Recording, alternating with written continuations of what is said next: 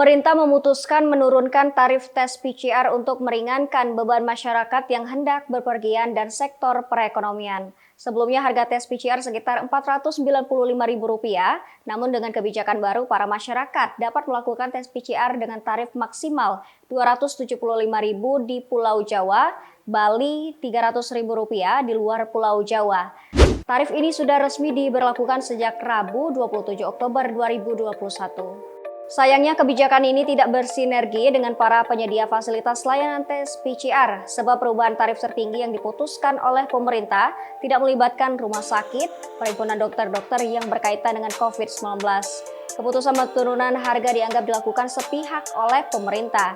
Bukan tanpa alasan harga yang ditetapkan pemerintah mengalami penurunan yang cukup drastis dan tidak adanya itikat subsidi bahan habis pakai dari pemerintah. Hal ini membuat para penyedia layanan tes PCR harus memutar otak untuk mengakali harga bahan baku seperti reagen yang sangat tinggi dan biaya operasional untuk tenaga kesehatan dan bahan baku laboratorium mandiri. Natasha Febrina sebagai perwakilan dari Bumame Farmasi menjelaskan pertimbangan mereka sebagai penyedia layanan kesehatan. Perlu diadakan pertemuan dengan pendapat antara penyedia jasa layanan PCR dengan pemerintah. Dan sosialisasi sangat dibutuhkan jika pemerintah ingin mengkaji tarif swab test.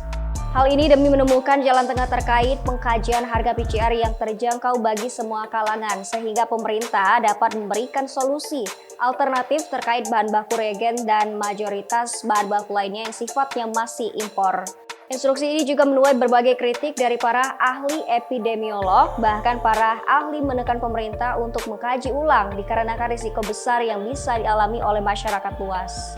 Kata epidemiolog FKM UI Tri Yunus Wahyono beberapa waktu lalu, kebijakan pemerintah seperti tawar-menawar, harusnya pemerintah mengkaji ulang kebijakan ini, bukan diturunkan harganya.